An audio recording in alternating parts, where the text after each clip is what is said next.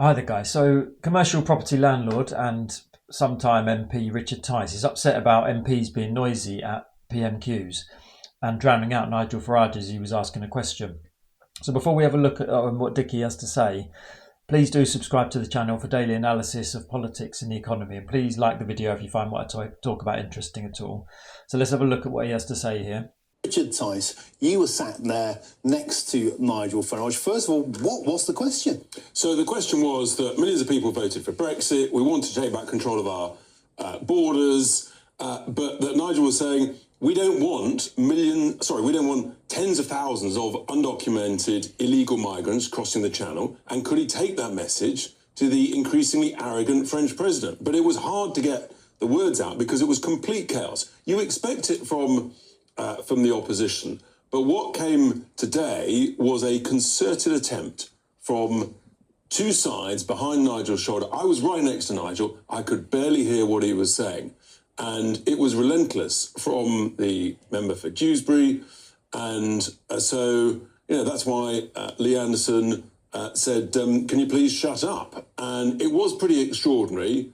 It's the place of other people to give comment about the speaker. That's not for MPs. But I also do think there is a genuine concern from many people about what is happening to the microphones when Nigel gives a question, because they're supposed to be cut off for everybody else. And there is increasing evidence that may not have happened today. And we will look and see whether or not actually that's been happening in the past, because this is not the first time. So this guy is just so full of crap. It's embarrassing, isn't it?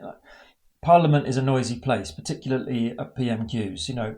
Apparently, so these Reform MPs are going to be standing up to nasty Mr. Macron and forcing the French government to clamp down on small boat crossings. They're going to have to stand up to brutal dictators, if they win the next election. And not on this evidence, they're not going to. Crying on about noise in the workplace. It's embarrassing, frankly.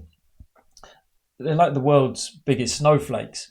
And then the final nail in the coffin, claiming that some malign force is tampering with the microphones. I mean, come on. Just speak louder, Nigel. It's not that difficult. But this is reform politics in a nutshell, isn't it?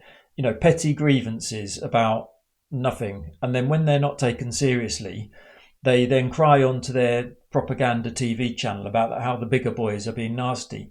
It's just utterly weak and pathetic behaviour from these people.